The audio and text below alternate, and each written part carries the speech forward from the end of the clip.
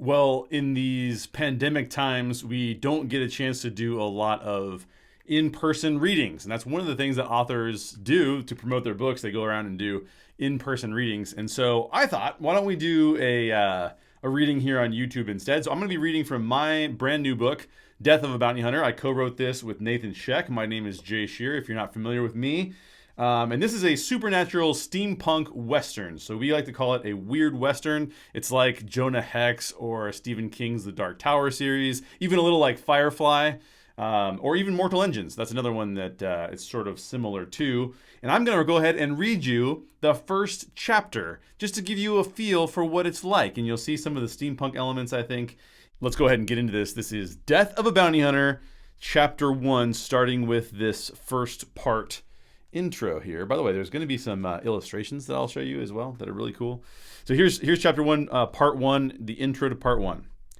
And unto you I say, a man must acquit himself of the low nature which is his wont, that which striveth against its fellow man toward its own ends. For therein lies the path of the devil, and of the one whom ruination bides. Partake not in the treacheries of the present darkness. Such works are but fleeting shadows to be scattered with the dawn, and your soul shall be likewise. Repent, therefore, and do not tarry, for the hand of God smiteth the heathen, but the water shall wash him clean. From the book of the preacher, homily 326. Just to show you the illustration we've got, this is chapter 1, The Thief. That's the illustration that Nathan Scheck drew. My co-author Nathan Scheck drew that illustration, and you'll see why that's the illustration in a minute. This is narrated by Flint. And by the way, this is probably for 13 to 16 and above, because we do have some language, just as a warning to you as you watch this, as you check this out. Okay. Die, you slant-eyed rat bastard. He spits and grunts, trying to wrap his massive steel hands around my throat. I squirm to the side as one of his heavy gear and piston-driven fingers scrapes my shoulder. Steam escapes from the fine-tuned mechanics. It's no louder than a whisper, but right next to my ear, the hiss sounds like a snake about to strike. If his fingers find my neck, I'm dead. And it'll be my own damn fault because I never saw it coming. He's sitting on my chest, pinning me to the ground while trying to tear my head off. And I'm still not convinced it's even possible. How the hell's he doing this?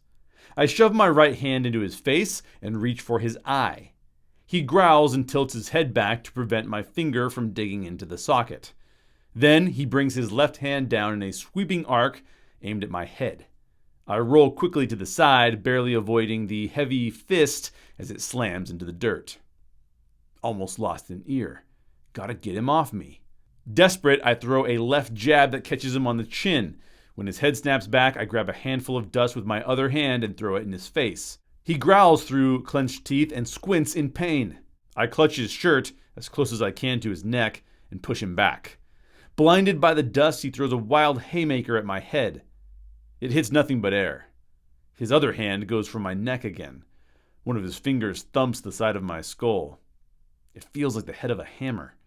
And I realize how glad I am that he hasn't managed to punch me. Then, with a quick twist of his hand, he manages to slide his fingers around my neck. So this is how I die.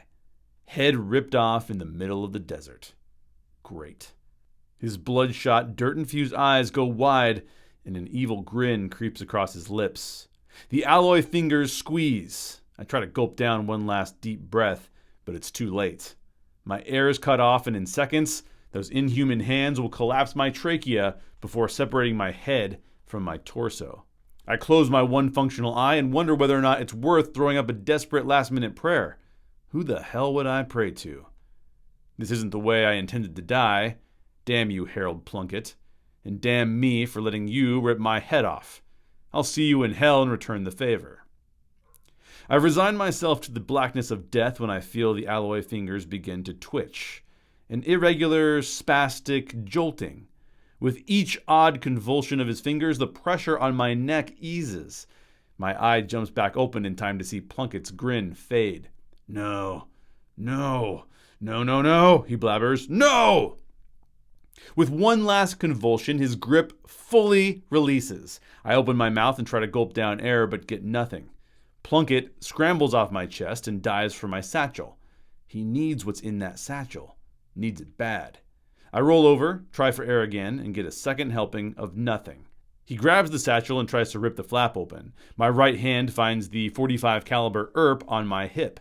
I suck down a full breath of fresh air as I draw the pistol. The onset of oxygen feels like new life. I roll back and aim the ERP 45 at him. Hey, shithead, I manage to choke out of my burning throat. He turns his hate-filled, red-rimmed eyes on me. A loud hiss comes from his steel hands. His fingers lose their grip on the satchel and it falls to the ground at his knees. He looks down at it lustfully, like a prisoner staring at a set of keys through the bars of a cell. He's so close, and yet it might as well be halfway across the desert for all the good it does him. You done? I ask. He falls back into a seated position in the dirt and glowers at his lifeless hands. The fingers are frozen, as if he can no longer control them. Strands of sweat-soaked gray hair, which are usually combed over his bald scalp, stick to his forehead, and his white mutton chops are muddy with dust and sweat. He lets the alloy hands fall to the desert sand. You win, Schink. He uses the slur as if it's going to faze me. I hear it way too often for that. It's Flint, asshole. I take a deep breath and stand. A wave of dizziness washes over me, and then a lightning-like pain strikes my brain. My neck's throbbing too, but at least I'm alive. Keeping my pistol trained on him, I glance over at the spot where I'd tied him up. My rope lies there in the dirt, snapped in half. Those gauntlet-like hands of his hadn't been working when I'd bound his wrists, and they sure as hell aren't working now. When I'd found Plunkett back at the brothel, his hands had still been powered by the energy cell he'd stolen. I had removed the energy cell after subduing him the first time, and his hands had stopped working right then and there. But those same hands had been locked around my throat only a minute ago, and seconds before that they'd snapped the rope I'd used to bind them. Somehow he'd managed to work those gears and pistons without an energy source, which could only mean magic, I say out loud. You can power your hands with magic. It's a conclusion and a question all at once. He spreads his arms and lowers his head in a mocking bow. Why steal the power cell then? I ask.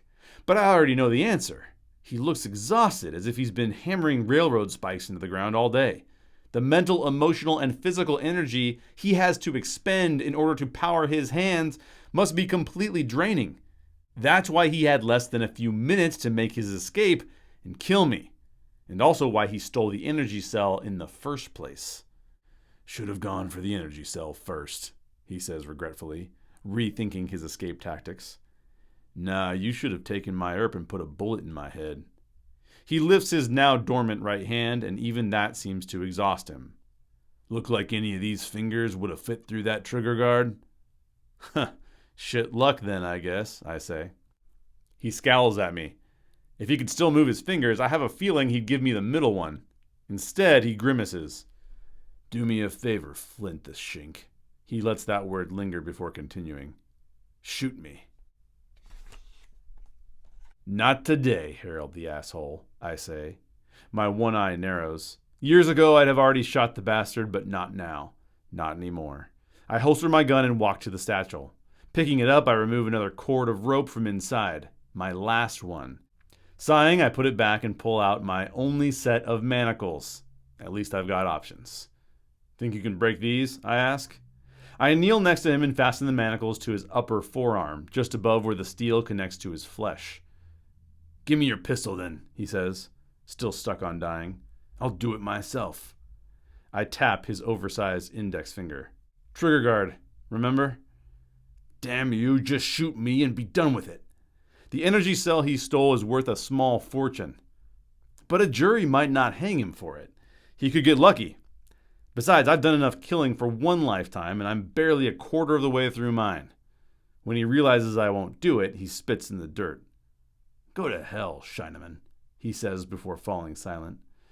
I'm glad for that. My throat feels like shit. I walk to what looks like the least uncomfortable spot of earth around. Lying down, I set the satchel under my head and decide there's no way I'm closing my eye this time. There you go. That's it. That's chapter 1. The next chapter is called The Sheriff of Jericho. I was reading in first person as Flint, which is this character right here on the cover. You can also look at the poster, by the way, behind me. So yeah, if you want to check this out, you can buy this on Amazon right now, but I will leave a link in the description down below so it's easy for you to find it on our website. And you can get a free 12-chapter preview if you're wondering if it's something that you would enjoy. So I hope that was kind of fun to hear me, the author, one of the authors, read from Death of the Bounty Hunter, our brand new paperback and ebook edition. We also have a full cast edition coming out, so you don't have to hear me read it. You can actually hear voice performers read it, which is really, really cool. If you liked me doing this, I'm willing to do more chapters, so just let me know. Just tell me. I would love to hear you read more chapters, and I am more than pleased to do that.